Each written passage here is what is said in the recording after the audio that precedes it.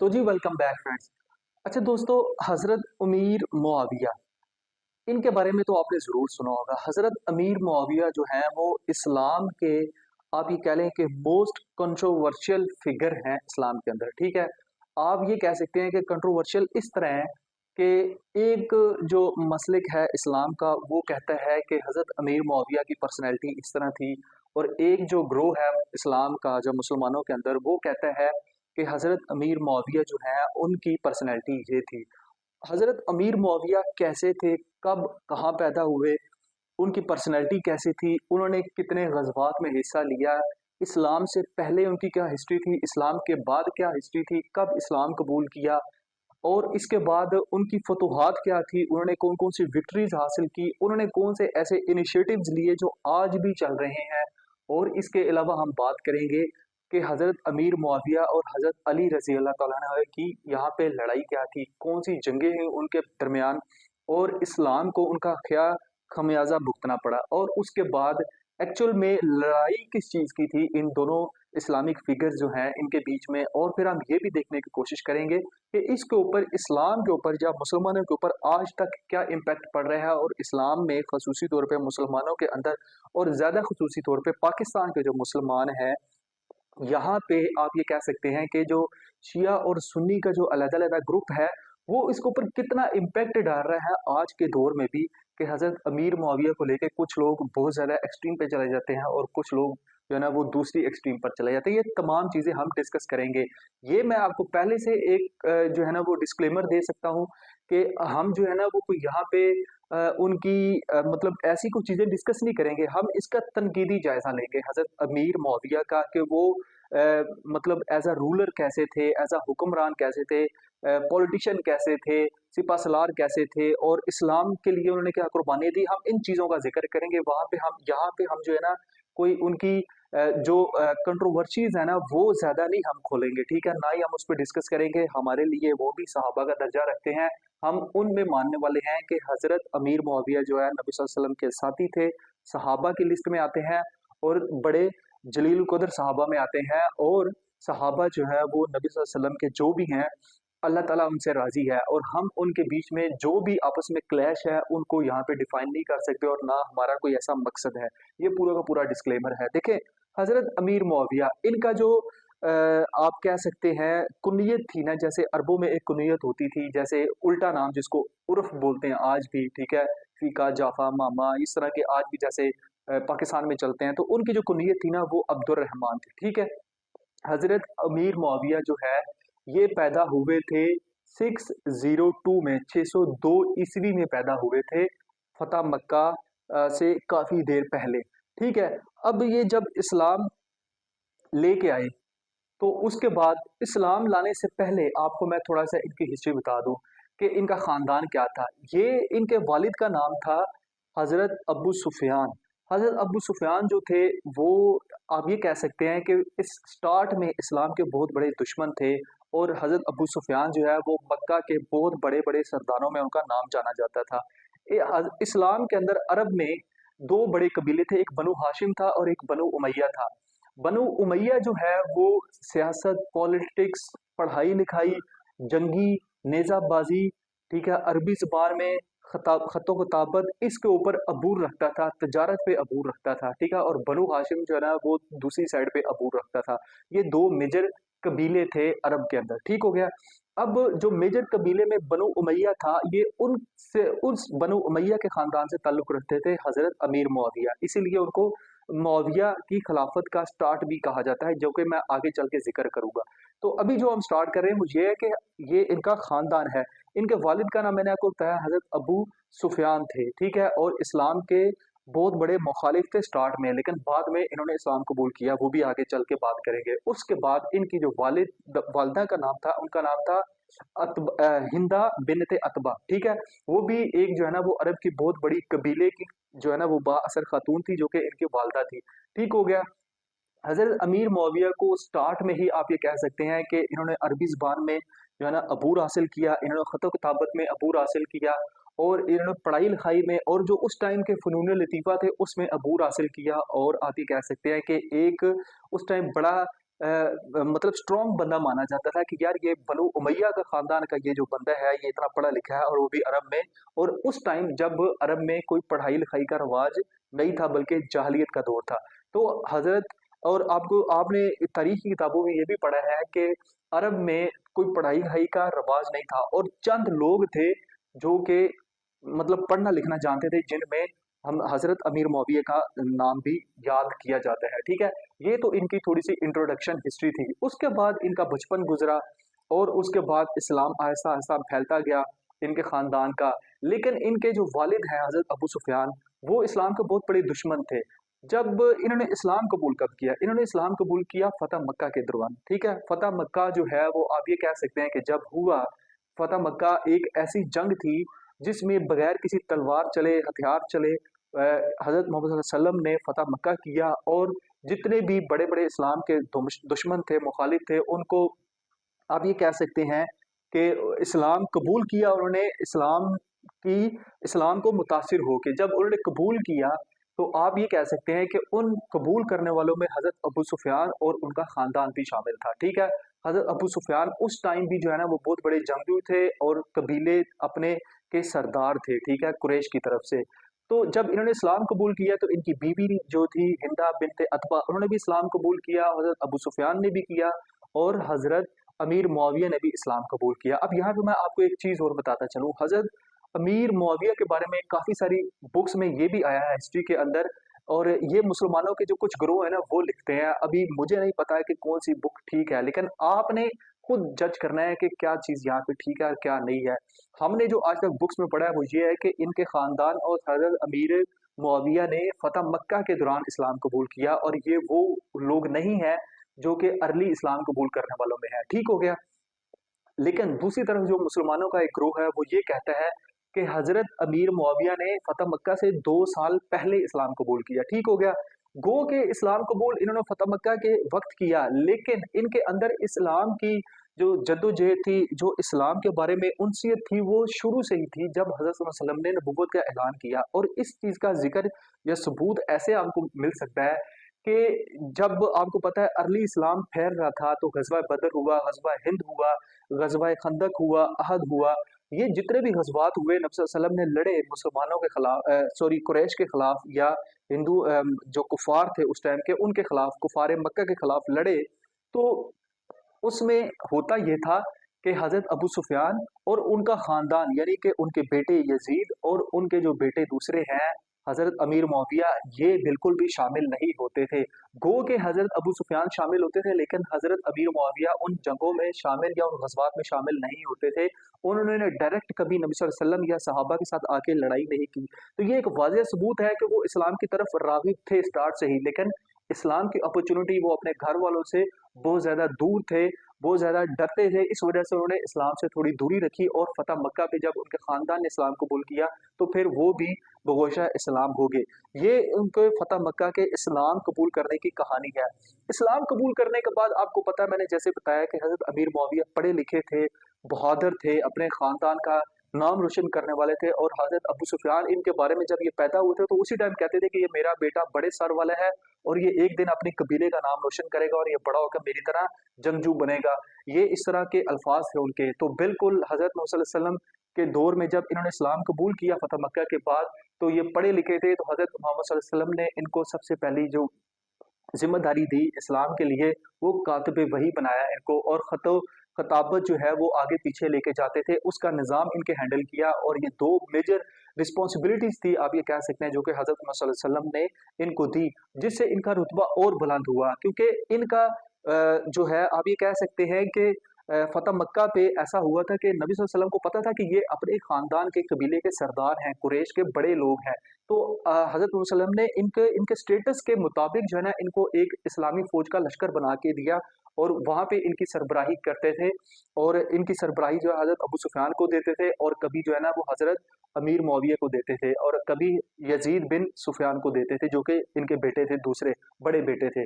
ठीक हो गया? ये था। अब जब इन्होंने कातिब वही की रिस्पॉन्सिबिलिटी संभाली, खत किताबत की रिस्पॉन्सिबिलिटी संभाली, तो इनका रुतबा इस्लाम के अंदर और बढ़ गया और फिर आहिस्ता आहिस्ता ये जो है ना एक आम मुसलमान की तरह जिंदगी गुजारने लगे। उसके बाद खिलाफत राशिदा का दौर आता है, ठीक है। खिलाफत राशिदा में सबसे पहले नबी सल्लल्लाहु अलैहि वसल्लम की वफात के बाद हजरत अबू बकर सिद्दीक का दौर आता है। हजरत अबू बकर सिद्दीक के दौर में हजरत अबू बकर ने इनको एक एक आध इस्लामी जंगों में, मुहिमों में जो है ना वो इस्लामी लश्कर के साथ भेजा, क्योंकि ये जंगजू तो स्टार्ट से ही थे और अच्छे पॉलिटिशियन भी थे, हिकमत अमली भी थी इनकी, रूलर थे, तो इनका खानदान भी स्टार्ट से ऐसा था। तो इन्होंने कुछ मुहिमात में हिस्सा लिया और लेकिन इतने प्रोमिनेंट नहीं हुए थे, क्योंकि वो अभी आम मुसलमानों की तरह जिंदगी गुजार रहे थे। हजरत अबू बकर सिद्दीक का 2 साल और कुछ माह का जो है ना वो अरसा रहा खिलाफत का। उसके बाद हजरत अबू बकर का दौर आया, सॉरी हजरत उमर का दौर आया। जब हजरत उमर का दौर तकरीबन 12 साल का रहा, या तो उसमें हुआ ये कि हजरत जो अमीर मुआविया है वो थोड़े से प्रोमिनेंट हुए। उसमें भी जो है आप ये कह सकते हैं कि हजरत उमर जो है उनका ये मानना होता था, वो अगर आप हजरत उमर के ऊपर बुक्स पढ़ते हैं तो आप, या इस्लाम को थोड़ा नॉलेज है तो उसमें आपको पता लगेगा कि हजरत उमर उन लोगों को ज्यादा फौकियत देते थे जो कि अर्ली इस्लाम से मुसलमान हुए थे। वो कहते थे कि फतह मक्का के बाद के जो मुसलमान हैं, जैसे हजरत अमीर मुआविया या अबू सुफियान या और जो दूसरे लोग हैं, वो इस कदर मतलब इस्लाम की मुसीबतें उन्होंने झेली नहीं है, बर्दाश्त नहीं की जितनी अर्ली जो मुसलमान थे उन्होंने बर्दाश्त किए, तो वो ज्यादा उनको फोकियत देते थे। तो इतने ज्यादा वो प्रोमिनेंट तब भी नहीं थे, लेकिन लास्ट में वो प्रोमिनेंट हुए जब हजरत उमर का दौर खत्म होने वाला था। हजरत उमर का दौर जब खत्म होने वाला था तो हुआ ये कि जो हजरत अमीर मुआविया है इनके बड़े भाई थे हजरत यजीद बिन सुफियान, ठीक है, वो भी मुसलमान थे, वो भी एक जंगजू थे, लीडर थे बहुत बड़े। तो उनको जो है हजरत उमर ने शाम का गवर्नर बना के भेजा था वहां पे। तो उससे पहले हजरत उमर ने जो गवर्नर बनाया था शाम का, वो उबैदा बिन जर्राह को बनाया था, क्योंकि हजरत उबैदा बिन जर्राह और हजरत खालिद बिन वलीद इन्होंने इस शाम के ऊपर मुख्तलिफ हमले करके वहां पे सारी जो रोमन अम्पायर थी उनको खत्म किया और शाम के ऊपर अपनी हुकूमत मजबूत की। जब हुकूमत मजबूत कर ली तो फिर हजरत उमर ने कहा कि अब चूंकि वो जंगजू लोग हैं, हजरत उबैदा बिन जराह और खालिद बिन वलीद, वो अच्छे एडमिनिस्ट्रेटर नहीं हो सकते हैं, तो हजरत अबू आप ये कह लें कि हजरत यजीद बिन सुफियान को अच्छे एडमिनिस्ट्रेटर के तौर पे वहां पे गवर्नर बनाया शाम का। ठीक हो गया, लेकिन वो कुछ अरसे बाद फोत हो गए। ठीक है, इधर से हजरत उमर फारूक बीमार थे, उनका आखिरी टाइम चल रहा था, और उजरत जो है ना वो शाम में गवर्नर जो हजरत यजीज बिन सुफियान थे वो फोत हो गए। जब वो फोत हुए तो हजरत उमर ने एक ऐलान कर रखा था कि अगर किसी दूर दराज इलाके का कोई गवर्नर फोत हो जाता है या कोई बड़े ओहदेदार फोत हो जाता है, तो वहां के जो लोग हैं, रुफ़क़ा हैं, वो आपस में मशवरा कर ले एक नए बंदे को चुन लिया करें, बजाय इसके कि मदीना से आप खतो किताबत करें, क्योंकि तब मोबाइल सिस्टम या जदीद सैटेलाइट सिस्टम तो था ही नहीं कि जो है ना वो फौरन से क्विक रिस्पांस के तौर पे आप मैं बता दूं कि भाई आप इसको गवर्नर बना दो या इसको काजी बना दो। ठीक है, तो ये उनका एक रेफरेंस दिया जाता है, लेकिन कुछ बुक्स में जो है ना वो कुछ और भी लिखा जाता है, लेकिन डिसाइड आपने करना है कि यहाँ पे क्या बात ठीक है और क्या बात गलत है। अच्छा, तो अब यहाँ पे वो कंट्रोवर्सी जनरेट होती है कि वो उस खत को या उस रेफरेंस को लेके काफी सारे लोग कहते हैं कि हजरत जो उमर है उन्होंने डायरेक्ट जो है ना वो हजरत अमीर मुआविया को गवर्नर बनाया शाम का, लेकिन ऐसा नहीं था। कुछ बुक्स में ऐसा भी लिखा है, कुछ बुक्स में ऐसा नहीं भी होता है। जब हजरत यजीद बिन सुफियान की आखिरी टाइम चल रहा था, वो फोत हो गए, तो वहां के जो रुफ़क़ा थे उन्होंने अपनी मुशावरत के जरिए, ठीक है, मजलिस के जरिए हजरत यजीद के भाई को जो हजरत अमीर मुआविया थे उनको शाम का गवर्नर बना दिया और इत्तला भेज दी है खत के जरिए हजरत उमर को मक्का मदीना में। ठीक है, मदीना में जब वो खत मिला हजरत उमर को, तो उन्होंने कहा कि ठीक है, अगर आप लोगों ने मशवरे से बना दिया है तो शाम का गवर्नर जो है वो अब अबूरी तौर पे जो है आप कह सकते हैं कि हजरत अमीर मुआविया को बना दिया जाए। वो बन चुके थे शाम के गवर्नर अमीर मुआविया। ठीक हो गया। अब जब हजरत उमर फोत हो गए, उसके बाद हजरत उस्मान का दौरे खिलाफत आया। हजरत उस्मान का दौरे खिलाफत भी तकरीबन 12 साल रहा। ठीक है, हजरत उस्मान जो है वो हजरत अमीर मुआविया के रिश्तेदार थे, उनके खानदान से थे, वो भी बनो उमैया के खानदान से ताल्लुक रखते थे। तो फिर हजरत उस्मान के दौर में भी जो है ना वो जिद्दत आई, मुसलमान तरक्की करते गए, इस्लाम फैलता गया। मुख्तलिफ जगहों पे जाके, मुख्तलिफ अम्पायर्स के ऊपर जाके मुसलमानों ने जंगें लड़ी, कब्जे किए, और इस्लाम जो है वो फैलता फूलता गया। और इसमें हजरत अमीर मुआविया का भी बहुत बड़ा रोल था, वो अपने लश्कर को मजबूत करते गए। ठीक हो गया। हजरत उस्मान चूंकि उनके रिश्तेदार भी थे, हजरत उस्मान ने बहुत सारे इख्तियारात जो हैं वो आप ये कह सकते हैं हजरत अमीर मुआविया को दिए, और शाम जो है उस टाइम एक छोटी स्टेट थी, उसके अंदर जितने भी इलाके फतेह होते थे, जितने भी इलाकों में विक्ट्री हासिल होती थी या कामयाब होती थी मुसलमानों की फौज, वो सारे के सारे अंडर कंट्रोल दे देते थे हजरत अमीर मुआविया के। कौन देता था? हजरत उस्मान अली देते थे। ठीक हो गया। जब हजरत उस्मान गनी ने आहिस्ता आहिस्ता उनको कंट्रोल देना शुरू किया, तो उनकी हुकूमत जो है ना हजरत अमीर मुआविया की, वो और ज्यादा मजबूत होती गई शाम के अंदर। अब उसके बाद होता यह है कि जब हजरत उस्मान का, आप ये कह सकते हैं कि दौर खत्म हुआ, उनको जो है ना शहीद किया गया। उनको शहीद किसने किया, कैसे किया, कब किया, ये एक लॉन्ग स्टोरी है। ये किसी और वीडियो में हम डिस्कस करेंगे, जब हम हजरत उस्मान के ऊपर वीडियो पूरा एक मुकम्मल जो है ना वो रिकॉर्ड करेंगे। जब हजरत उस्मान को जो है ना, आप ये कहते हैं कि शहीद किया ना किसी ग्रोह ने, तो उनके जो कातिल थे हजरत उस्मान के, वो मदीना में ही मौजूद थे। तो अब लोगों को पड़ गई, जो मदीना के मुसलमान थे उनको पड़ गई कि भाई हजरत उस्मान के कातिल मदीना में ही मौजूद हैं, अब मुसलमानों का जो खलीफा है वो किसको चुना जाए। तो उन्होंने हजरत अली को जो है ना आपस में डिस्कशन की और हजरत अली को चुन लिया। हजरत अली ने स्टार्ट में इनकार किया, लेकिन बाद में इसरार किया उन्होंने, लोगों ने। तो उन्होंने जो है ना वो अपना खलीफा हजरत अली को चुन लिया, लोगों ने बैत शुरू कर दी।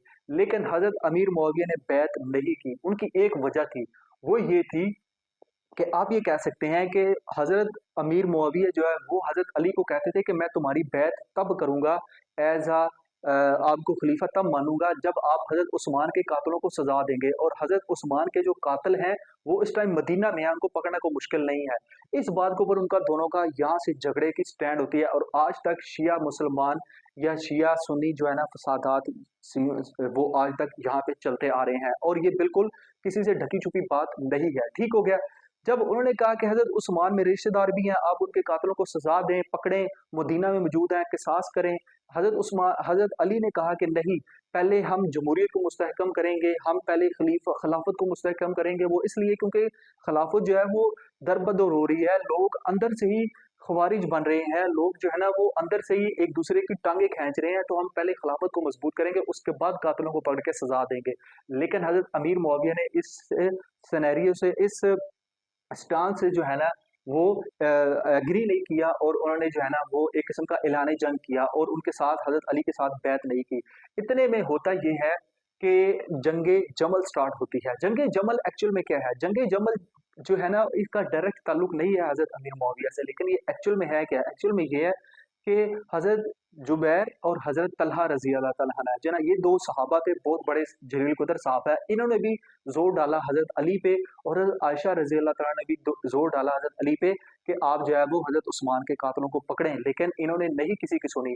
जब नहीं सुनी तो 656 में जो है ना आप कह सकते हैं कि 656 ईस्वी में हजरत अली ने जंग की, और हजरत जुबैर और हजरत तलहा जो है ना वो शहीद किए, और इसको जंगे जमल का नाम दिया जाता है। और फिर हजरत अली और हजरत आयशा के दरमियान एक किस्म की सुलह हुई, और हजरत आयशा ने हजरत अली को वापस भेज दिया मदीने में, और फिर वो अपनी जमहूरियत या अपनी खिलाफत संभालने लगे। लेकिन वो खिलाफत इतनी संभल नहीं सकती थी, वो इसलिए कि बहुत सारे ग्रोह आपस में मुसलमानों के लड़ पड़े थे, और हजरत जुबैर भी सहाबी थे, हजरत तलहा भी सहाबी थे, और सहाबी सहाबी मुसलमान मुसलमान जो है ना वो आपस में लड़ पड़े थे। और ये वो दौर था जब मुसलमान आपस में तकसीम हो रहे थे।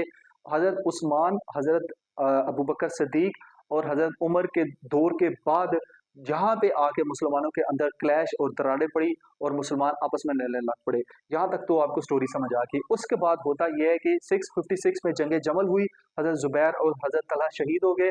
फिर जो है वो और ज्यादा गुस्सा पाया गया हजरत अमीर मुआविया के अंदर, और उन्होंने जो है ना डायरेक्ट हमला कर दिया हजरत अली के फौज के ऊपर शाम से, क्योंकि वो शाम के अंदर अपनी बहुत ज्यादा गवर्नरशिप मजबूत कर सकते थे, कर चुके थे। शाम के ऊपर जो है ना वो शाम, उर्दन और हल के जो इलाके थे, आप ये कह सकते हैं उनकी जितनी भी फौज थी नॉन अरब, वो सारी की सारी उन्होंने अपने साथ मिलाई थी। और इधर से हजरत अली जो थे, इन्होंने मक्का, मदीना और जो इधर इधर नजदीक की रियासतें कूफा की और इराक की, वो सब की सब अपने साथ मिलाई थी।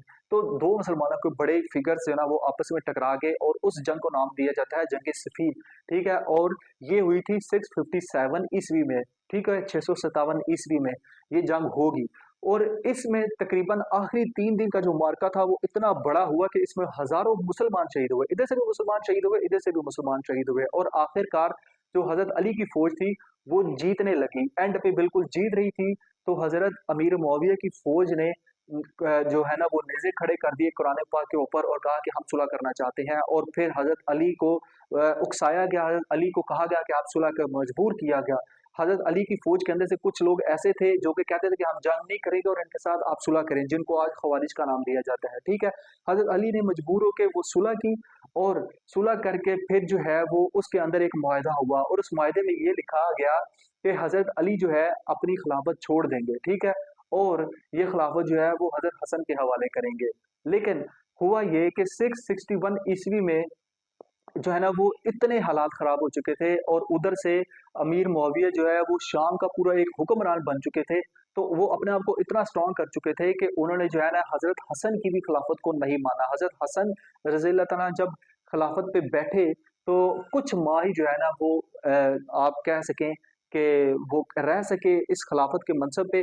तो अमीर मुआविया ने हज़रत हसन को ख़त लिखा कि आप जो है ना वो खिलाफत छोड़ दो, वरना मेरे साथ जंग के लिए तैयार हो जाओ और आप इनके कातिलों को पकड़ो, ये तमाम चीज़ें थी। लेकिन हज़रत हसन ने बसीरत का मुज़ाहिरा किया यहाँ पे, और कहा कि अगर मैं जंग करूँगा तो अच्छी बात नहीं है, बहुत ज़्यादा खून-रेज़ी दोबारा हो सकती है। तो उन्होंने जो है ना खिलाफत छोड़ दी और तमाम की तमाम खिलाफत हज़रत अमीर मुआविया के हवाले कर दी। ये 661 का वाक़या है, ठीक है? यहाँ से अब जो है वो हज़रत अमीर मुआविया की खिलाफत का दौर शुरू होता है, और ये जाता है 680 तक, ठीक हो गया? तकरीबन 21 साल आप ये कह सकते हैं कि उन्होंने खिलाफत की। और अब मैं जो है ना वो खिलाफत कैसे की, ये तो आपको पता लग गया कि इन्होंने खिलाफत कैसे कैसे हासिल की। अब जब आप इनके खिलाफत का ज़िक्र करेंगे हज़रत अमीर मुआविया का, तो फिर आपने खुद देखना है कि इनको इनकी खिलाफत को खिलाफत मलूकियत कहा जाता है या खिलाफत राशिदा कहा जाता है। खिलाफत राशिदा क्यों नहीं कहते, ठीक है? इस्लाम के बड़े-बड़े जो आइमा कराम है, उलमा कराम है, मुहद्दिसीन है, वो इसको खिलाफत राशिदा में शामिल नहीं करते हैं, ठीक है? क्यों नहीं करते हैं, ये तमाम वजूहात जो है ना वो मैं आपको इस वजह में बताऊँगा, और फिर ये भी बताऊँगा कि आपको आपकी पर्सनैलिटी कैसी थी, ठीक है? हज़रत उमय्यद मुआविया खिलाफत के मनसब पे फ़ाइज़ हो गए, और पूरा का पूरा अरब जो था, जो कि जज़ीरा था उस टाइम, वो सारा का सारा उन्होंने अपने कंट्रोल में ले लिया, ठीक हो गया? जब उन्होंने कंट्रोल में ले लिया, तो उसके बाद उन्होंने इस्लाहात करना शुरू कर दी। अब उनकी इस्लाहात की तरफ सबसे पहले आते हैं। उन्होंने जो है वो इस्लाहात में सबसे पहला काम जो है ना वो डाक का किया। वहाँ पे उन्होंने नई पोस्टल सर्विस बनाई। नई पोस्टल सर्विस से मुराद को उन्होंने जदीद डाक का सिस्टम किया। अगर जो है ना वो मदीने से अगर कोई ख़त लेके जाता तो काफ़ी टाइम लगता था, तो उन्होंने हर जगह पे, हर बड़े शहर में डाक सिस्टम बनाया ताकि ख़त-ओ-ख़ताबत बहुत ज़्यादा आसानी से और तेज़ हो सके। उन्होंने जो है वो मदीने से अपना दारुल ख़िलाफ़ा शिफ्ट किया अरब जज़ीरा का, और जो है ना वो शाम के अंदर दमिश्क है वहाँ पे लेके आए। शाम का जो शहर था दमिश्क, वहाँ पे अपना कैपिटल जो है ना वो सेट किया आके। उसके बाद जो है वो आप कह सकते हैं कि उन्होंने एक मजबूत फौज खड़ी की, ठीक है? बर्री फौज। गो के बर्री फौज जो है बाकायदा हज़रत उमर के दौर से स्टार्ट हो चुकी थी, लेकिन उसके अंदर अमेंडमेंट्स, उसके अंदर रिफॉर्म्स हज़रत अमीर मुआविया ने की, ठीक है? उसके बाद आप ये कह सकते हैं कि उन्होंने बड़े-बड़े सराय बनाए, बड़े-बड़े लोग जो है जब मुसाफ़त पे आते थे घोड़ों के ऊपर या ऊँटों के ऊपर सहरा में, तो आप ये कह सकते हैं को उनके पास पीने का पानी नहीं होता था, तो उनके लिए जगह-जगह कुएँ खुदवाए, ठीक है? ये उनके दौर में हुआ। उसके बाद उनको पढ़ने-लिखने का शौक पहले से ही था, फ़नून लतीफ़ा का शौक था। उन्होंने बड़ी-बड़ी लाइब्रेरियाँ बनवाई। उन्होंने काज़ी जो है वो हज़रत उमर और हज़रत उस्मान और हज़रत अबू बकर सिद्दीक़ के दौर में जो है ना वो बड़ा एक काज़ी होता था। उन्होंने उसके नीचे छोटे-छोटे काज़ी लगाए ताकि लोगों को तेज़ इंसाफ़ मिल सके। ये तमाम कारनामे हैं। उसके बाद हज़रत अमीर मुआविया का जो सबसे बड़ा कारनामा था वो ये था कि उन्होंने बहरी फ़ौज बनाई, जिसको नेवल फ़ोर्स भी कहते हैं, ठीक है? नेवी की फ़ौज बनाई उन्होंने। क्यों? क्योंकि रोमन एम्पायर्स जो थे वो, जिनको बाज़ंतीनी फ़ोर्स भी कहा जाता है, वो जो है ना वो बार-बार हमले करते थे आगे पानियों के अंदर से, और मुसलमानों की कोई बाकायदा फ़ौज नहीं थी, आप ये कह सकते हैं, जो कि पानी के ऊपर जाके तैर के लड़ सकती थी। क्यों? क्योंकि हज़रत उमर का दौर खिलाफत था, तो उस टाइम जो है ना वो मुसलमानों ने इजाज़त माँगी थी। मुसलमानों के जो हज़रत खालिद बिन वलीद उस टाइम के सिपह सलार थे कि हमारी फ़ौज बनाई जाए, नेवल फ़ोर्स। लेकिन हज़रत उमर ने कहा कि एक तरीका हमें आता नहीं है, ना हमें कश्ती बनाने आती है, ना तैरने आता है, तो मैं कैसे इसकी इजाज़त दे दूँ कि बहुत सारे मुसलमान बगैर जंग लड़े समंदर के अंदर गर्क हो जाएँ। लेकिन हज़रत अमीर मुआविया ने पहला स्टेप लिया, और फिर जो है अपने दौरे हुकूमत में नेवल फ़ोर्स बनाई और जाके वहाँ पे हमले किए, और बड़े-बड़े बहरी बेड़े और बहरी जहाज़ बनाए उन्होंने, और अपने आपको और ज़्यादा मजबूत किया। उन्होंने कुछ तो दुनिया के ऊपर हमले किए। उन्होंने आप ये कह सकते हैं कि अपने दौरे हुकूमत में स्पेन और आगे अफ्रीका तक जो है ना वो हमले किए, और जो अरब सल्तनत थी, इस्लामी सल्तनत थी, उसको फैलाया, ठीक है। ये उनके कारनामे थे, लेकिन उनके कुछ गलत काम भी थे जिसकी वजह से आज लोग उनको खिलाफत राशिदा का दौर नहीं जानते हैं, ठीक है। उनके कुछ गलत काम क्या थे? उनके गलत कामों में हाईलाइट करने में सबसे पहले उनका ये था, तो उन्होंने अकरबा परवरी को जो है ना वो बहुत ज्यादा हजरत अमीर मुआविया ने आप ये कह सकते हैं कि साथ दिया उनका। जगह जगह पे जितने भी गवर्नर लगे हुए थे ना, जहाँ पे हजरत उस्मान के दौर के, ठीक है, या हजरत उमर के दौर के कोई गवर्नर थे या कोई बड़ा ओहदेदार था, कोई इंस्पेक्टर था, वहां पे उन्होंने उनको हटा के वहां पे अपने बनु उमैया के खानदान के लोग फिक्स किए, ठीक है, वहां पे लगाए। हजरत अली का जो खानदान था उनके ऊपर सोबतें बर्दाश्त करवाई, उनको तकलीफें दी। हजरत अली का कोई खानदान का बड़ा बंदा, कोई बड़ा ओहदेदार लगा, कोई हाई प्रोफाइल रैंक पे बैठा हुआ था, तो उनको हटाया गया, उनको मजूल किया गया, उनको सजाएं दी गई और वहां पे बनो उमैया के लोग लगाए गए। उसके बाद आप ये कह सकते हैं कि जो मुआहिदा हुआ था हजरत हसन और हजरत अमीर मुआविया के दरमियान, जिससे हजरत हसन ने आप ये कह सकते हैं कि खिलाफत छोड़ी थी, उसमें एक मुआहिदा ये था कि आप हजरत अली और हजरत हसन के खानदान को तंग नहीं करेंगे, लेकिन हजरत हसन और हजरत अली के खानदान को उन्होंने इतना तंग किया कि मस्जिदों के मेंबर पे बैठ के उनके ऊपर लानतें बरसवाई गई। ये भी उनके दौर से काम स्टार्ट हुआ। उसके बाद बैतुल माल जो था, हजरत मोहम्मद सल्लल्लाहु अलैहि वसल्लम के दौर से ही चला आ रहा था कि ये सिर्फ और सिर्फ गरीब मुसलमानों का हक है इस पे, और मुसलमानों की जो फौज है जो कि लड़ते हैं उसका हक था, लेकिन इन्होंने जो बैतुल माल है वो अपने मकसद के लिए इस्तेमाल किया, ठीक है। और इसके अलावा जो है सोना चांदी के जवाहरात अपने ऊपर इस्तेमाल करने शुरू किए, और खुद काम नहीं करना, और जो है ना वो यहाँ से तनख्वाह ले रही, ये तमाम काम हजरत अमीर मुआविया ने किया। उसके बाद इन्होंने, आप ये कह सकते हैं कि हजरत अमीर मुआविया ने एक और गलत काम किया कि जो नए लोग मुसलमान होते थे उनसे टैक्स लेना, ठीक है। हालांकि जो जिजिया है, जो टैक्स है, वो नॉन मुस्लिम जो है ना उनसे लिया जाता है, नॉन मुस्लिम अगर अरब स्टेट में रहते हैं तो उनसे लिया जाता है टैक्स, ठीक है, फिदिया जिसको बोलते हैं। लेकिन जो नया मुसलमान बंदा होता था, नया नया मुसलमान, उनसे भी जो है ना वो हजरत अमीर मुआविया टैक्स लेते थे। ये एक गलत काम था, और भी बहुत सारी इनकी लिस्ट में लंबे चौड़े काम हैं जो कि इन्होंने गलत किए। ये आप ये कह सकते हैं कि हज़रत उमर ने पाबंदियाँ लगाई थी कि कोई भी बंदा जो है वो काज़ी से बड़ा नहीं है, लेकिन इन्होंने ऐसे कई गलत काम किए और काज़ी को तब्दील किया। उसके बाद आप ये कह सकते हैं कि इन्होंने हज़रत उमर ने पाबंदियाँ लगाई थी कि कोई भी गवर्नर जो है वो इस तरह का या सोना-चांदी जवाहरात नहीं पहन सकता, या रेशम का बना हुआ लिबास नहीं पहन सकता। उन्होंने उसको भी ख़त्म किया और खुद पहनना शुरू किया। ये इनकी मसाले हैं, ठीक है? और इनका रोब और दबदबा जो है वो पूरी अरब सल्तनत में फैला, जिसकी वजह से इनके जो इन कामों की वजह से जो है ना इनको खिलाफत राशिदा का दौर नहीं कहा जा सकता, क्योंकि खिलाफत राशिदा प्योर मुसलमानों के ऊपर जो है ना वो हुकूमत करती है। चूंकि हालांकि इन्होंने मजलिस शूरा जरूर बनाई थी, लेकिन इन्होंने एक किस्म का बादशाही निज़ाम बनाया। इनका सबसे बड़ा जो गलती थी वो ये थी कि इन्होंने अपने आप को बादशाह बनाया। मजलिस शूरा मशवरा मशावरत के लिए जरूर रखी, लेकिन खुद मतलब सुप्रीम हेड बने रहे, और बादशाह के तौर पे अपने ऊपर बैठे रहे लोगों के ऊपर। और जो है वो सबसे मतलब इम्पोर्टेंट जो फैसला होता था वो इनका अपना होता था, इनके आगे किसी की जरूरत नहीं हो सकती थी। बादशाही निज़ाम आपने लेके आए खिलाफत राशिदा के बरअक्स, ठीक है। इसके बाद इनकी जिंदगी का सबसे बड़ा जो आप गलत काम है वो ये कह सकते हैं कि इन्होंने, जिन्होंने जो है ना वो बादशाहत को राग़िब किया खिलाफत को छोड़ के, वो ये था कि इन्होंने अपनी ज़िंदगी में ही वसीयत लिख के दे दी कि मेरा बेटा जो है यज़ीद बिन उमाविया, वो जो है वो मेरे बाद जो है ना वो बादशाह बनेगा या इस सल्तनत का हुक्मरान बनेगा। ये इनका सबसे बड़ा मतलब गलती थी, या आप कह सकते हैं कि गलत काम था। और ये उस मुआहदे की शर्त में भी लिखा गया था कि आप जो है हज़रत हसन के साथ जब ये मुआहदा हुआ था हज़रत अमीर मुआविया के, कि आप चुनेंगे नहीं, बल्कि मुसलमान जो है वो जिसको खलीफा चुनेंगे वही खलीफा बनेगा, लेकिन आप खुद जो है ना वो वसीयत करके नहीं जाएंगे कि भाई मेरा बेटा बनेगा। लेकिन उन्होंने इस चीज़ को भी इग्नोर किया, और वहां से मुसलमानों की जो है ना वो बादशाहत कह सकते हैं या मुल्कियत शुरू हुई। ये तमाम की तमाम स्टोरी थी हजरत अमीर मुआविया की। और फिर आखिरकार ये 680 ईस्वी में, 680 ईस्वी में जो है ना फोत हो गए। इन्होंने अच्छे काम भी किए, इनके बुरे काम भी थे, लेकिन हम एक आम मुसलमान है, हम कौन होते हैं कि हम इनके के गलत कामों के ऊपर कहीं पे कह सकें कि भाई इन्होंने ऐसा किया है या ऐसा नहीं करना चाहिए था। ये सिर्फ एक मालूमाती इंफॉर्मेशनल वीडियो है जिससे आपको पता लग सके कि आज शिया और मुसलमान जो लड़ते हैं वो क्यों लड़ते हैं, और इनकी जो मेन वजह वो हजरत अली और हजरत अमीर मुआविया के दरमियान चपकलिश है। और वो चपकलिश है हजरत उस्मान अली की शहादत को लेके, कि उन्होंने हजरत उस्मान कहते थे, हजरत अली कहते थे कि हजरत उस्मान के जो कातिल है उनका बदला बाद में लिया जाएगा, ये कहते थे कि क्विक रिस्पॉन्स दिया जाए, ठीक है। और उसके बाद फिर एक मुआहदा हुआ, जंग सफीन, जंग जमल, जंग नहरवान, ये तमाम जंगें हुई जिसमें हजारों मुसलमान शहीद हुए। और फिर खवारिज का लफज निकला, खवारिज के लोग निकले, कुछ लोग शिया बने, कुछ लोग सुन्नी बने। ये तमाम की तमाम हिस्ट्री है। आपको अपनी ये वीडियो कैसी लगी, अपनी फीडबैक लाजमी दे। अगर मैंने कोई मिस पॉइंट किया है तो वो भी मुझे बताएं, अगर मैंने कोई इन्फॉर्मेशन आपको गलत दी है वो मुझे जरूर हाईलाइट करें, मैं इसको करेक्ट करने की कोशिश करूंगा।